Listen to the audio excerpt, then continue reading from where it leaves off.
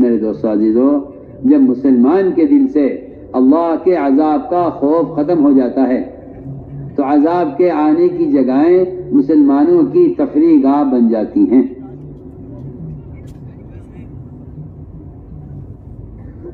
عذاب کی جگہیں مسلمانوں کی تفریح گاہ بن جاتی ہیں، عذاب کا خوف ختم ہو جاتا ہے۔ تو جن پر عذاب آیا ہے ان کی بستیاں مسلمانوں کے لیے وہ تفریح کی جگہ بن جاتی ہیں۔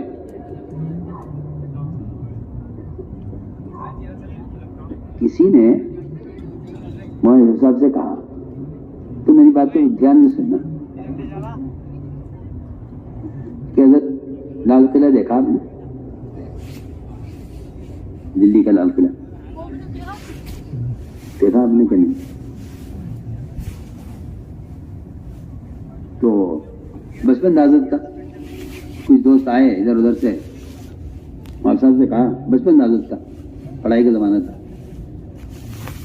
مولانا صاحب کا پڑھائی کا زمانہ تھا، تو کانلے سے کچھ اجزاء آئے، مولانا صاحب سے کہا کہ چلو ہمارے ساتھ لال قلعہ دیکھیں۔ اللہ اکبر، حضرت نے فرمایا اس بچپن میں کہ اللہ کے عذاب سے اجڑے ہوئے قلعوں کو دیکھ کر تم کیسے ہمت کر لو گے اس کو دیکھنے؟ جی ہاں، ہمت کیسے ہوگی تمہاری؟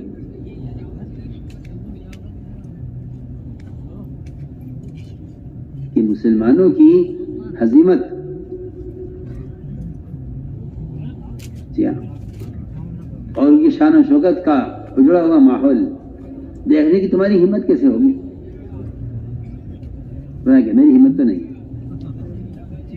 میری ہمت تو نہیں ہے کہ ہم جا کے اس سے دیکھیں، میری ہمت تو نہیں ہے۔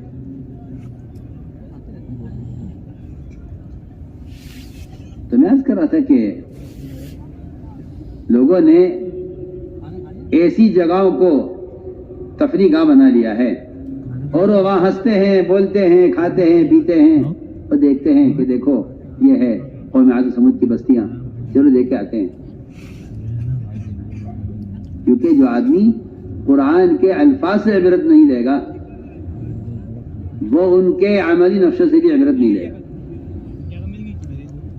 کیونکہ قوم عاد و سمود کی اجڑی بستیاں وہ قرآن کی ان آیتوں کی عملی تفسیر ہیں، ان کی عملی تفسیر ہیں۔ جو قرآن سے عبرت نہیں لے رہا ہے عذاب کی وعیدوں کی، وہ آنے والے عذاب کے آثار سے عبرت کیسے لے لے گا؟ سوچیے میں کیا کہہ رہا ہوں۔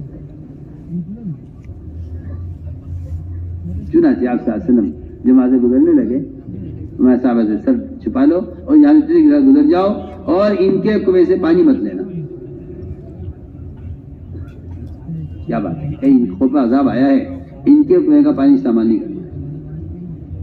صحابہ نے کیا اللہ، ہم نے پانی تو نہیں لیا یہاں سے، لیکن تھوڑا سا پانی لے کے اس کنویں سے آٹا گوندا ہے، فرمایا یہ آٹا اونٹوں کو کھلا دو، تم استعمال نہ کرنا۔ یہ آٹا اونٹوں کو کھلا دو، تم استعمال نہ کرنا۔ کیا وجہ ہے؟ کیا وجہ ہے اس کی؟ میں عرض کرتا ہوں،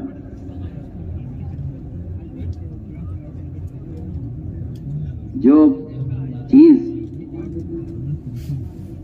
گناہ کے لیے استعمال ہوتی ہے اس چیز کے اندر گناہوں کے اثرات اس طرح پیوست ہو جاتے ہیں۔ میں اس کی آپ کو ایک مثال دیتا ہوں، اللہ کرے سمجھ میں آ جائے۔ ابھی آپ سر سے چند سال پہلے کرونا گزرا ہے، جی ہاں، یہاں تک حالات ہو گئے تھے کہ اگر کسی نے یہاں ہاتھ لگایا تو آپ یہاں ہاتھ نہ لگائیں، اگر کسی نے یہ گلاس پانی پیا تو آپ اس نے نہ پیے، اور اگر کوئی اس میں لیٹا تو آپ نے لیٹی ہے۔ جی ہاں، بیماری، اتنی بیماری اتنی متعدی ہو گئی، جی ہاں، یہ جسمانی بیماری کا حال ہے۔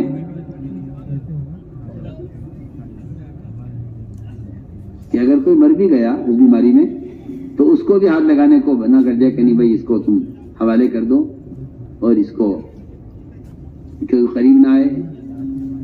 پر آج جو بھی صورتحال بنی اس وقت، میں تو آپ کو مثال دے رہا ہوں سمجھانے کے لیے کہ اتنا اثر باقی رہ جاتا ہے اس کا، اس کی بیماری کا. اور آپ صلی اللہ علیہ وسلم اپنے صحابہ سے فرما رہے کہ دیکھو ان کے کنویں سے پانی مت لینا، ان کے کنووں پر ابھی تک ان کے گناہوں کا، ان کے پر آنے والے عذاب کے اثرات ابھی تک ہیں. ہزاروں سال قوم سمود سے لے کر آپ صلی اللہ علیہ وسلم تک. میں اس پر مثال عرض کر رہا تھا کہ محمد صلی اللہ علیہ نے ایک میواتی کو ذرا اچھا قیمتی کپڑا پہنے ہوئے دیکھا. موٹا کپڑا تھا، قیمتی کپڑا تھا. حضرت خیال یہ ہوا کہ یہ اس کی حیثیت تو اس کپڑے کی نہیں ہے خریدنے کی، یہ کپڑا کہاں سے آیا؟ ہم نے پوچھا ان سے، میواتی کا حضرت پاس رہتا تھا خادم حضرت کا، پوچھا کہ کہاں سے آیا کرتا، کہاں سے خریدا؟ کہ جی یہ تو میں نے خریدا ہے بازار سے. ہے کہ یہ اتنا مہنگا کپڑا تجھے کیسے مل گیا، کہاں سے خریدا تم نے؟ کہنے لگا کہ جی یہ تو بڑا قیمتی کپڑا ہے، یہ تو ہم نہیں خرید سکتا، لیکن وہاں جامع مسجد پر بازار لگتا ہے ہفتے کے روز، اور اس میں نوابوں کے اور مالداروں کے مستعمل کپڑے آ کر بکتے ہیں. وہ نیلامی ہوتی ہے ان کی، وہ بہت سستے ہوتے ہیں. اگر ہم اس کو خرید کر بنائیں تو بہت مہنگا کپڑا ہے، اور ان کی جو مستعمل ہے ان سے ظاہر ہے، اور وہ بہت تھوڑے داموں میں بھیج دیتے ہیں اور بہت سستے ہی مل جاتے ہیں. ہم نے فرمایا اس سے ابھی اس کو اتار دے. میں اس کو دھو لیا ہے. فرمایا اس کو ابھی اتار دے. اس کپڑے کے اندر جو گناہ کیے گئے ہیں ان سارے گناہوں کے کرنے کی طرف تیری طبیعت چلے گی، اور تیرا دل چاہے گا وہ سارے گناہ کرنے کے لیے جو گناہ اس کپڑے میں ہوئے ہیں.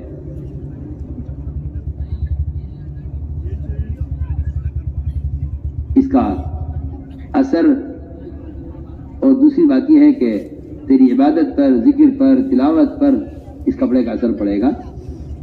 اس کپڑے کو بھی اتار. فرمایا کہ تو سستا کپڑا گھٹیا نیا خرید کے پہن لے، یہ بہتر ہے اس سے کہ تو ان کپڑوں کو استعمال کرے جن کپڑوں کو اب غیروں نے گناہوں میں استعمال کیا ہے، گناہوں کے ساتھ استعمال کیا ہے. تو میں سوچ رہا تھا، میں نے کہا کہ اگر کوئی شخص اس کا انکار کرے کہ اسے کیا ہوتا ہے، اسے کیا ہوتا ہے. نیکیوں کے اثرات بھی اللہ کی قسم اسی طرح کپڑوں میں آ جاتے ہیں، جس طرح گناہوں کے اثرات آتے ہیں، اسی طرح نیکی کے اثرات آتے ہیں. امام شافعی رحمۃ اللہ علیہ نے امام احمد بن حنبل رحمۃ اللہ علیہ کو کے بارے میں خواب دیکھا، بشارت ہوئی. آپ صلی اللہ علیہ وسلم خواب میں تشریف لائے اور کہا کہ احمد بن حنبل سے کہو کہ وہ اپنے مسلک پر، اپنی بات پر جمے رہیں. حالات تو بہت آئیں گے لیکن وہ اپنی بات پر جمے رہیں. میں مثال دے رہا ہوں اسے. چنانچہ وہ اب بات پر جمے رہے، حالات بھی آئے، کوڑے بھی لگے، سب کچھ ہوا، لیکن وہ اپنی بات پر جمے. میں کہ اگر انہوں نے ایسا کر لیا تو اللہ تعالیٰ ان کے علم کو عالم میں پھیلائیں گے.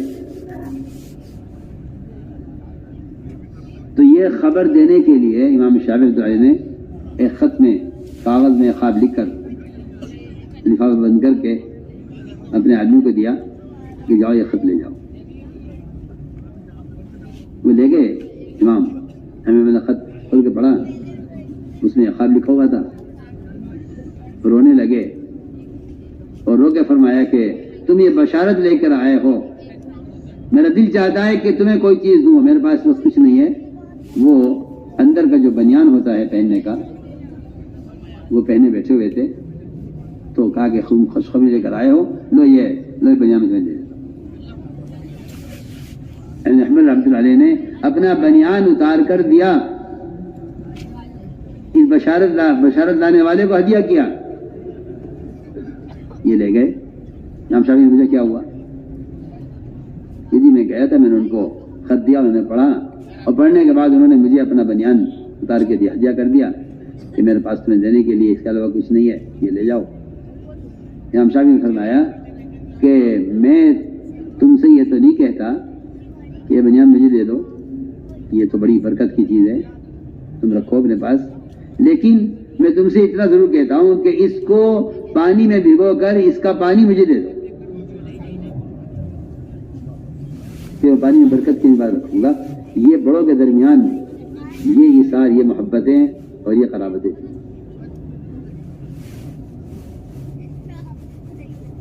جی ہاں، میں عرض کرتا ہوں کہ کسی چیز کا اگر کسی نے استعمال کیا ہے، تاریخ میں واقعہ لکھا ہے کہ ایک شخص نے کسی طرح کوشش کر کے جہاں صحابہ اکرام کی تلواریں اور ان کے ہتھیار رکھے ہوئے تھے، کوشش کر کے کسی طرح تعلقات سے کوشش کی کہ ایک مرتبہ میں اسے ہاتھ میں لے کر دیکھنا چاہتا ہوں۔ میں بہت بنیادی بات آپ سے عرض کر رہا ہوں سب سے، کہ میں ایک مرتبہ وہ ہتھیار غالب بلال کی تلوار تھی یا صحابی کی تلوار تھی، وہ کہیں کسی متحف میں یا کسی جو ہے کیا کہتے ہیں اس کو، نمائش گاہ میں کہیں رکھی ہوئی تھی۔ اس نے تعلقات سے کسی طرح یاد لے لی کہ میں ایک مرتبہ اسے ہاتھ لینے کا، اس نے اسے ہاتھ میں لیا، اور ہاتھ میں لیتے ہی وہ آدمی ایسا بے قابو ہوا کہ اس کو فوراً قابو کیا گیا، اس کے لیتے ہی اس نے اس تلوار کو چلایا،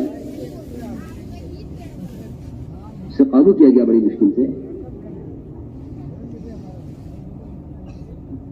تو وہ خود یہ کہتا ہے کہ مجھے نہیں معلوم کہ میں نے کیا کیا، میں بے اختیار ہو گیا، میں سوچنے پڑ گیا، میں نے کہا یہ اتنے عرصے کے بعد اب تک اس تلوار کے اندر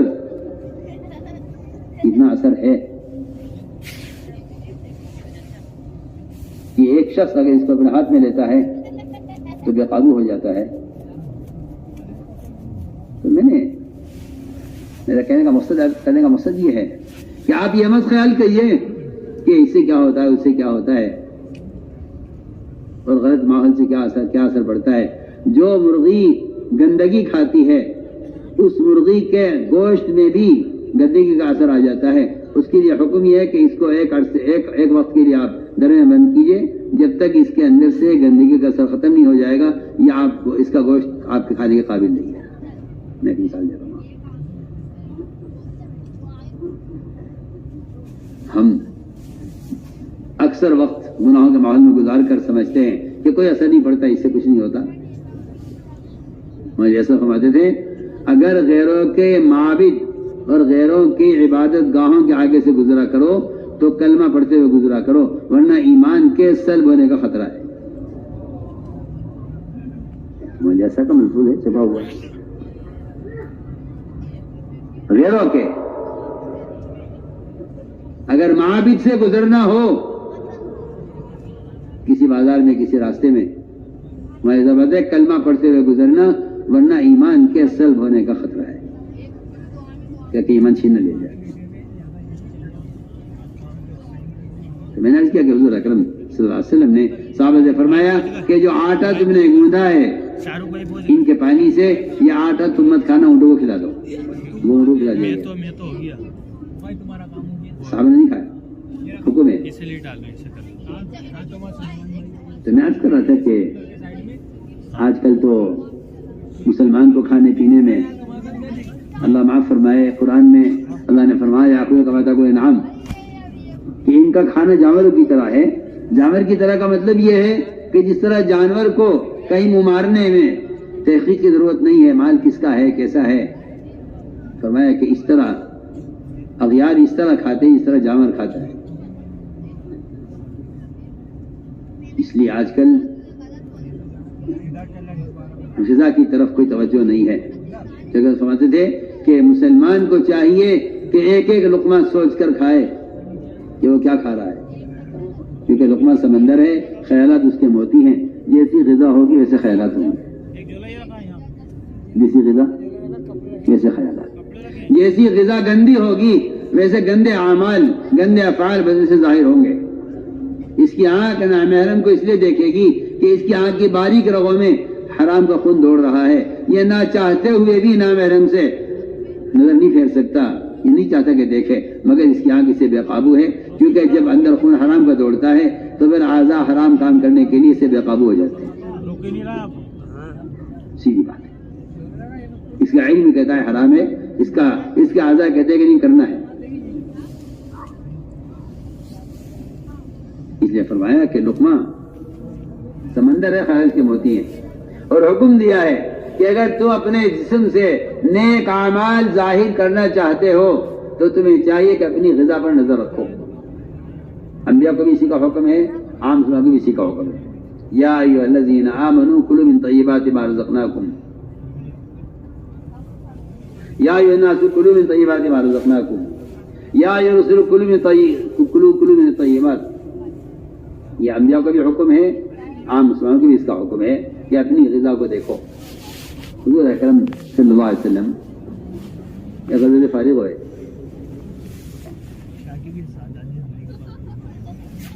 ایک عورت نے آپ کے چہرے میں بھوک کے آثار محسوس کیے.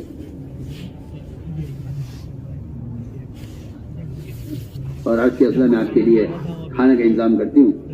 وہ گئی، اس نے اپنی پڑوسن سے بکری خریدی اپنے حلال پیسے سے اور آپ کے لیے گوشت تیار کیا. جب آپ نے منہ میں لقمہ رکھا تو لقمہ اتنا سخت ہو گیا آپ کے منہ میں وہ گوشت کہ آپ کے الگ سے اترا نہیں، الگ سے نہیں اترا.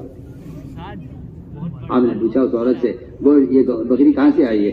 اصل میں نے حلال پیسے سے خریدی ہے، میں نے اپنے حلال پیسے سے خود خریدی ہے. تو میں پہلے معلوم کرو کس نے بیچی ہے اور بیچنے والے کہ یہ اپنی اس کی چیز تھی یا اس نے کسی اور کی بیچی ہے. وہ گئی عورت اپنی پڑوسن کے پاس جا کے اسے سوال کیا اور اس سے پوچھا کہ تم نے بکری بیچی؟ کیا میں نے بیچی تو ہے، مگر اس بکری کے بیچنے کے بعد میرا شوہر آیا اور اس نے کہا کہ بکری کی قیمت تم نے غلط لی ہے، اس کی قیمت اس سے زیادہ ہے. جبکہ اس کی کیا غلطی ہے؟ اس میں غلطی اس کی ہے. آپ غور کیجئے، آپ یہ مت کہیے کہ یہ تو میں نے اس سے لیا ہے. نہیں، اس نے کہاں سے لیا ہے آپ کو معلوم نہیں ہے. ابھی آپ کو معلوم نہیں ہے کہ حرام کا لقمہ کہاں تک اس کا اثر پڑتا ہے. آپ تو یہ کہ کھا جاتے ہیں کہ میں ایسا بھی کیا متقی بننا. ہمیں واقعی مجھے حیرت ہوتی ہے، ایسے بھی کیا متقی بننا جو مجھے جس پہ حیرت ہوتی ہے. ایک آدمی کو معلوم ہے آدمی کا کاروبار سودی ہے، معلوم ہے، سب خبر ہے، لیکن آپ یہ کہتے ہیں کہ ایسے بھی کیا متقی بننا. میرے دوستوں عزیزوں، ابوبکر صدیق رضی اللہ عنہ فرمایا کرتے تھے کہ اپنے غلاموں کی آمدنی کی تحقیق کیا کرو کہ کہاں سے کما کے لائیں. اور ان کا اپنا غلام کہانت کی آمدنی رہ گئی تھی. کہانت کیا کرتے تھے؟ اس کی جو ہے کہانت کرنے کی مزدوری ملتی تھی. کہانت کا مطلب یہ ہے کہ نجومیوں سے خبریں سن کر آ کے بتانا، یہ کہانت کہلاتی ہے. وہ یہ کام کیا کرتا تھا، پھر ایمان لے آیا، اس کام سے توبہ کر لی، یہ گناہ چھوڑ دیا. پھر اس گناہ سے توبہ کرنے کے بعد اس کا گزر ہوا ان لوگوں کے پاس جن کے لیے کہانت کیا کرتا تھا. ان کے یہاں شادی ہو رہی تھی، انہوں نے کہا لو کھانا کھا لو ہمارے. وہاں کھانا کھایا اور ابو صدیق کھانا لے کر آیا وہاں سے شادی کا کھانا. ابو بکر بھوکے تھے, ایک لقمہ لیتے ہی سوال کیا کہ کہاں سے لایا؟ تو میں کہاں سے لائے ہو کھانا؟ اس نے کہا جی میں نے ایک گناہ سے توبہ تو کر لی ہے, مگر آج میرا وہاں سے گزر ہوا تھا تو میں وہاں سے آپ کے لیے کھانا لایا ہوں. فرمایا ابو بکر رضی اللہ تعالیٰ نے کہ میں اس لقمے کو نکالوں گا اندر سے. وہ لقمہ چلا گیا معدے میں, وہ نکل کے نہ دیا. روایت میں ہے بار بار پانی پیتے تھے, بار بار پانی پیتے تھے اور قے کرتے تھے, یہاں تک کہ وہ لقمہ قے کے ساتھ باہر آیا.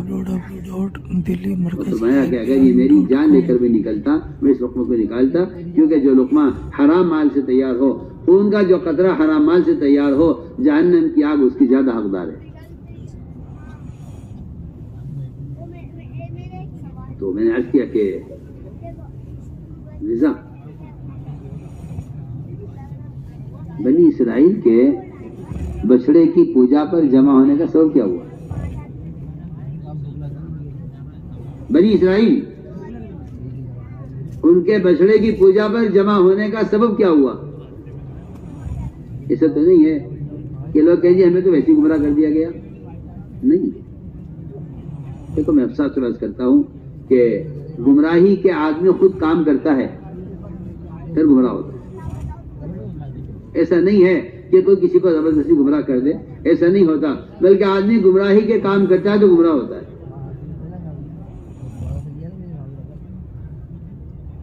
ہوا یہ کہ بنی اسرائیل میں ایک شادی تھی, انہوں نے شادی کے لیے مال مستعار لیا ادھار کہ بھائی ہمارے یہاں شادی ہے, ہمیں سونے کی ضرورت پڑ گئی ہے اور ہم شادی ہو جائے گی تو ہم آپ کا قرضہ واپس کر دیں گے, ادھار لیا ہے واپس کر دیں گے.